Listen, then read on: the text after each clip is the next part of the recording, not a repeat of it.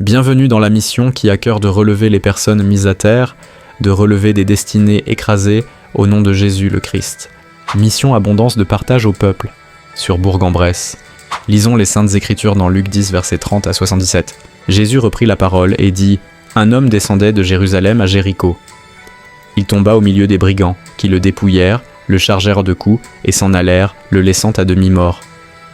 Un sacrificateur qui par hasard descendait par le même chemin, ayant vu cet homme, passa outre. Un lévite, qui arriva aussi dans ce lieu, l'ayant vu, passa outre.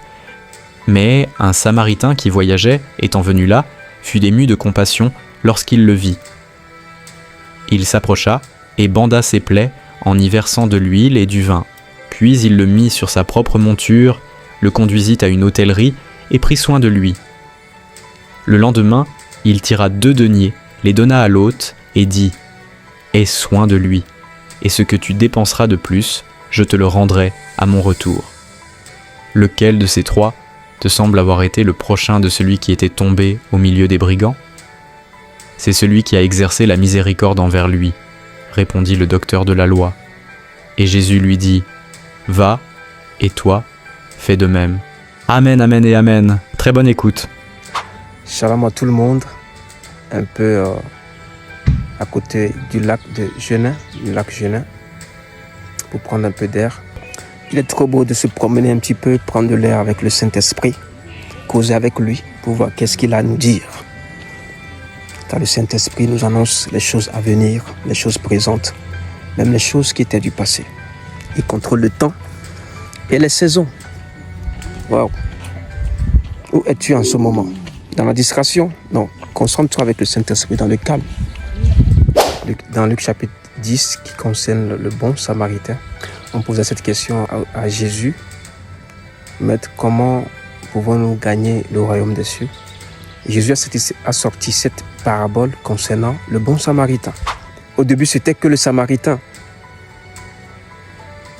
Mais il a été déclaré bon en s'occupant de cet homme qui a été battu par les brigands. Il était à terre.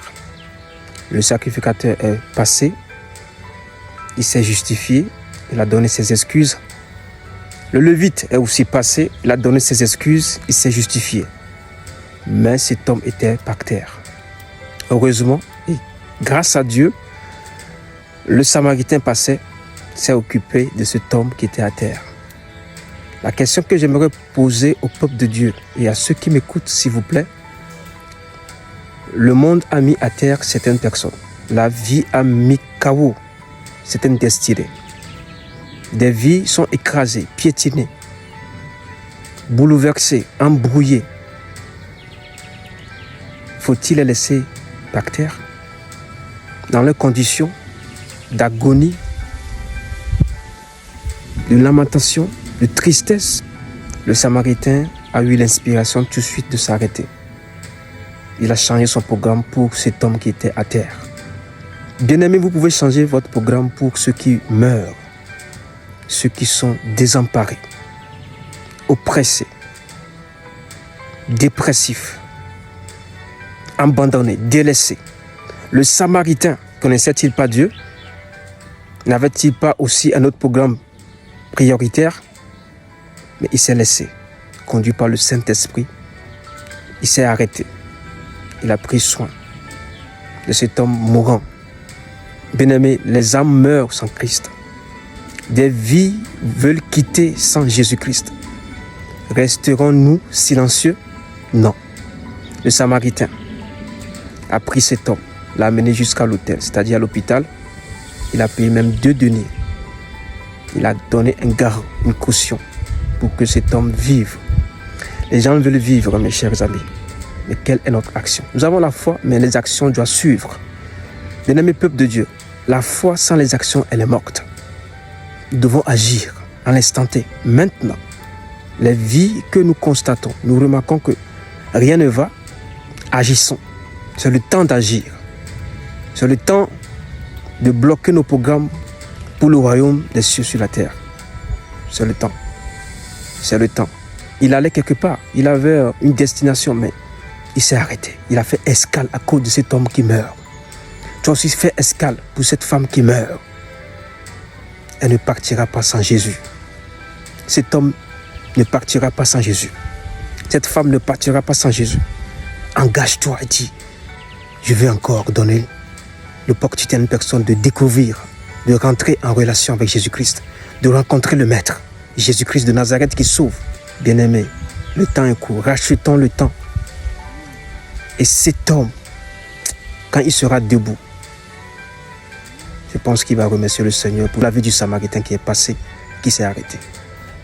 Désolé pour le sacrificateur qui connaissait bien Dieu, qui avait la connaissance, qui avait les lois, qui connaissait les principes de Dieu, de prendre soin de l'autre. Comment pouvons-nous être bons et agréables à Dieu si on ne s'occupe pas des autres, si on ne se laisse pas diriger, encadrer, accompagner, suivre les autres? Il est temps maintenant que l'Église se réveille. Les gens meurent autour de nous. Notre entourage ne sait même pas que Dieu existe, que Dieu peut encore travailler dans le cœur, transformer des vies. Ils ne le savent pas. Mais on a l'Évangile, on a la parole de Dieu, on a le Saint-Esprit, on a Jésus Sauveur Seigneur. Et on se tait. Ce n'est plus le temps de se taire, de rester silencieux, d'être en mode avion. L'Église doit sortir du mode avion. Ne sois pas silencieux et silencieux, s'il te plaît, toi qui m'écoutes. Le temps est arrivé que Jésus touche des vies. Jésus visite des destinées. C'est le temps. Le Samaritain a été déclaré bon Samaritain. Veux-tu être bon? Pose de bonnes actions, de bonnes œuvres. Agis par la foi. Il a agi par la foi. Ça peut lui coûter sa vie. Ça peut retarder son programme. Mais il a fait du bien avant de partir. Fais tout pour faire du bien aux autres. Ne les néglige pas. Ne les abandonne pas. Ne les délaisse pas. Il est temps. Les heures passent, les jours passent, les semaines passent. Le Saint-Esprit veut travailler. Le Saint-Esprit veut travailler. Je vous en supplie. Ne négligez pas les gens. N'abandonnez pas les gens comme ça. Ne passez pas outre. Faites quelque chose. Que Dieu vous bénisse.